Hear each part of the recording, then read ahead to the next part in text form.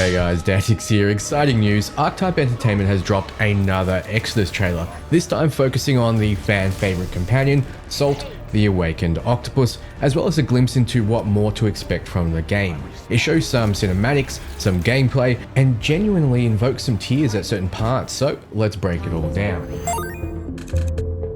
The trailer opens with a little backstory on Salt. I've had a chance to play parts of the game with her, and let me tell you, she's coming with me on every mission. For those who don't know, in the Exodus universe, humans have uplifted animals with human levels of intelligence, and now they're integrated in our society. Well, more or less, there's still some growing pains, but that's all part of the journey, and it's something we'll most likely get to experience. Back to the trailer though, we see what looks to be Salt's clan defending a remnant artifact from the Coven, who are changelings genetically created for war by the Mariyama, a powerful, chaotic, evil race of Celestial whose sole purpose is to survive until the end of the universe, no matter who they need to torture or murder along the way. They are the eldritch horror nightmares of the galaxy, and you better hope you don't run into them, because as it seems, Salt's clan is wiped out, and perhaps even her planet. The Awakened Octopi mech suits hold their own against the Coven, but as soon as the Mariyama shows up in its battle suit,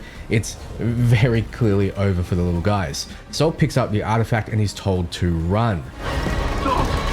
Run! I didn't think I'd ever be able to recognize fear in an octopus face, but here we are. The trailer then cuts to what looks to be one of the first times you meet Salt at her den. As a mercenary, it's laden with weapons and her powerful mech suit. She also has a fish tank to relax in. She's a very blunt and to the point kind of character, and even being part of a team doesn't constitute a need for conversation. Understandable considering what we just saw of her backstory. Figured we could talk, since you're part of the team now. Why? I hunt, you pay. This is agreed. It looks like you're going to need to put in a lot of effort to get her out of her shell, or rather her mech suit. We also get a little tease of her combat capabilities. Here we're in combat with some Coven jackals, who are pack hunters that track targets and dissolve into deadly swarms of locusts on death. She's equipped with a powerful sniper, and without being told, she'll fire upon enemies she chooses.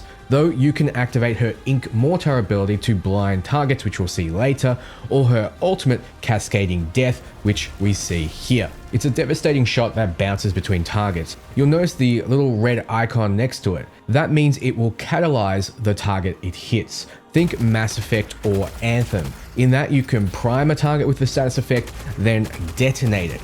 Ink Mortar can place a blinded status on a target, then using Cascading Death can catalyze it into a blinded synergy explosion. My god, is it fun. Here we're arriving back at what looks to be the human city of Persepolis as it cuts to a mission where June, Salt, and what looks to be Phaedra are under fire from ghosts. In what may be a gameplay cinematic moment, Salt saves the day by sniping the ghosts with deadly accuracy. Local to Persepolis? Or are you from somewhere else? Somewhere else. So she's blunt, funny, and powerful.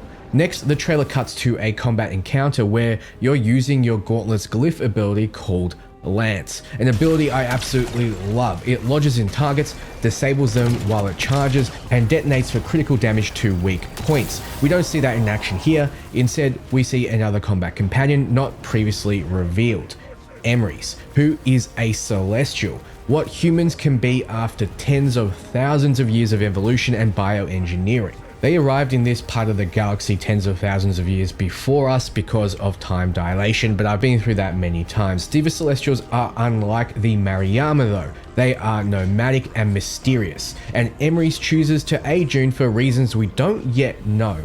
In this case, in combat, he brings with him an ability called Celestial Balance and an ultimate called Shield of the Diva. We can speculate what these do, but right now we don't quite know. Well, technically I know, but I'm sworn to secrecy.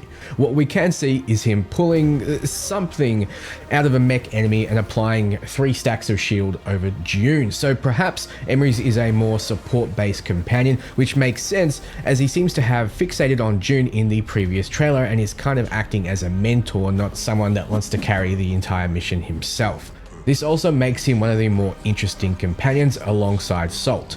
Speaking of back to Salt, we see her again with June and the lady we've been calling Braids Girl, who is still yet to be officially revealed. Enter Solomon, another companion who is part of a powerful dynasty alongside the Awakened Ravens, which seem to be sort of like shadowy hands guiding society. So expect Solomon to be a kind of spy master.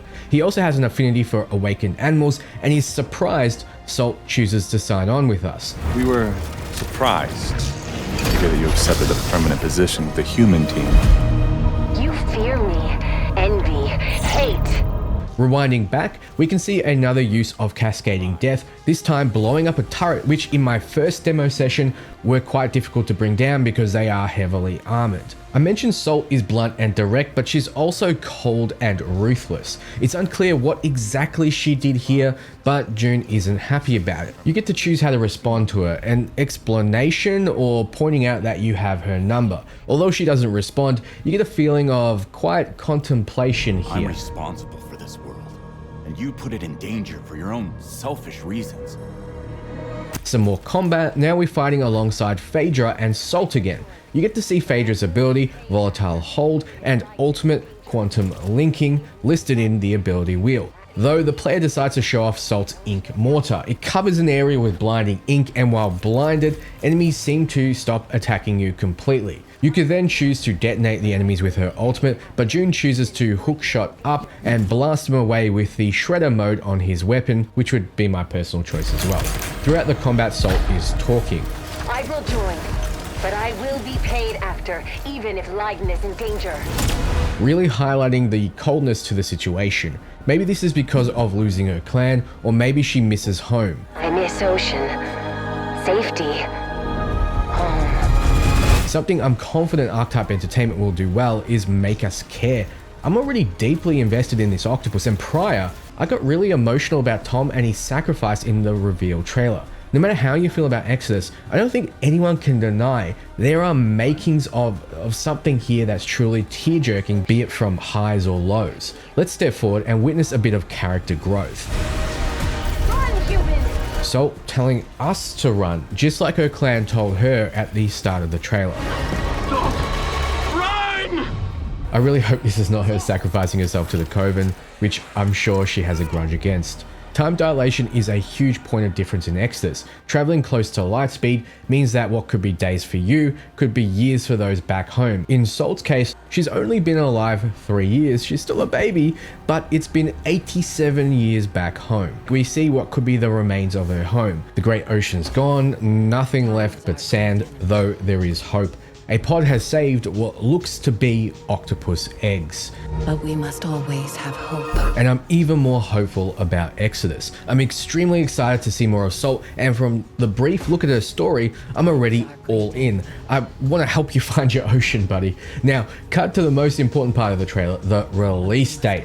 The 7th of April 2027.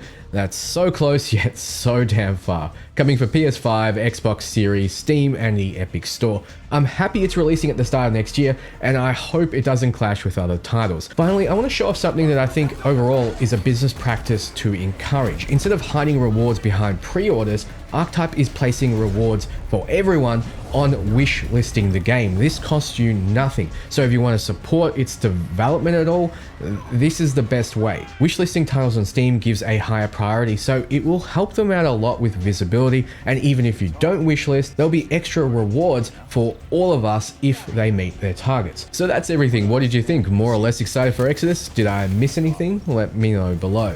I have a ton more Exodus content coming, including another exclusive gameplay session with a different part of the game. So if you love everything RPG, you're in the right place. Ciao, friends.